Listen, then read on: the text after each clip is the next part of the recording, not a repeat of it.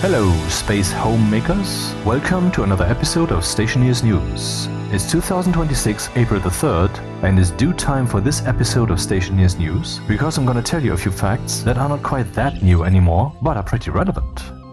Before we talk about mining and building on Venus, let's think about room pressure in general. I mean, most of you have seen your walls fly out at some point because your station just had too much pressure. If the room pressure gets too high, the walls get damaged and eventually poof. That's because they have a pressure limit, which you can see in the Stationpedia. The walls you start with, the windows in particular, allow 200 kilopascals. So if the pressure gets slightly higher than that, the walls start to receive damage.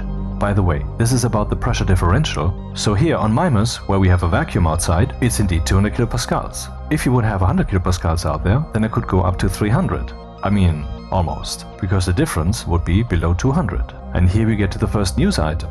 Almost 4 months ago, on the 4th of December 2025, the developers changed how this pressure delta, the difference, for each wall is calculated. Until then, if you'd be using double walls and the pressure differential would be too great for one of them, that wall would receive damage. The other one not, except if it would also be too weak.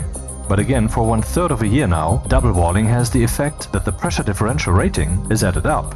So if you have two iron walls like these next to each other, which have 200 kilopascals maximum differential, this means you can pressurize a room here in the vacuum up to almost 400 kilopascals without the walls taking damage. That's pretty wild, isn't it?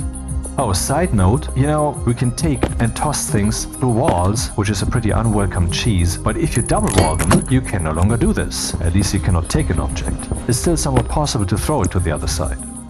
So, well, now we have this room at almost 400 kilopascals, and in the middle we have another room, which is a vacuum. Here, this is the outer pressure, this is the inner pressure.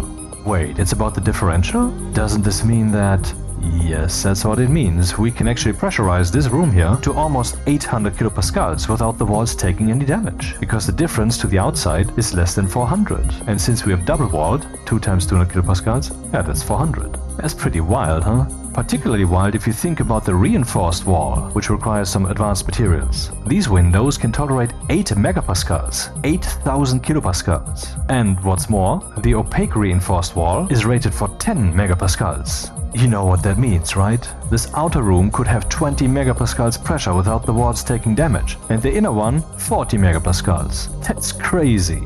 Anyway, if you really want to be safe, of course you'll use just frames, because they seem to tolerate any pressure differential. But don't cause any furnace or tank to overpressurize. The explosion causes brute damage. That does affect frames. Well, so you know that building on Venus is a bit tricky because it has over 200 kilopascals pressure. Good thing that the kit door that you land with doesn't just have the glass doors, 200 kilopascals, but also the composite door, 300 kilopascals. But what about the walls? Your airlock will always evacuate when you go through it, so that's a differential of over 200 kilopascals. The doors would be fine, but the walls? Well, if you double wall, like I did here, no problem. You can build on Venus with standard iron walls. You just have to double wall, which of course has some downsides. I'm just saying, it's possible, and who knows, maybe this opens up some strategies that you haven't yet considered. I mean, okay, why should you care about Venus? Whenever you mine, you will be blown about and your suit will be destroyed, right? But no, that has been over since the 19th of February, because they, quote, added logarithmic scalar to atmosphere wind vectors with a magnitude of over 4 meters per second. This helps reduce the amount of erratic movement imparted on the player controller when mining on Venus or other higher pressure worlds. Well, I hope that helps. See you again next time.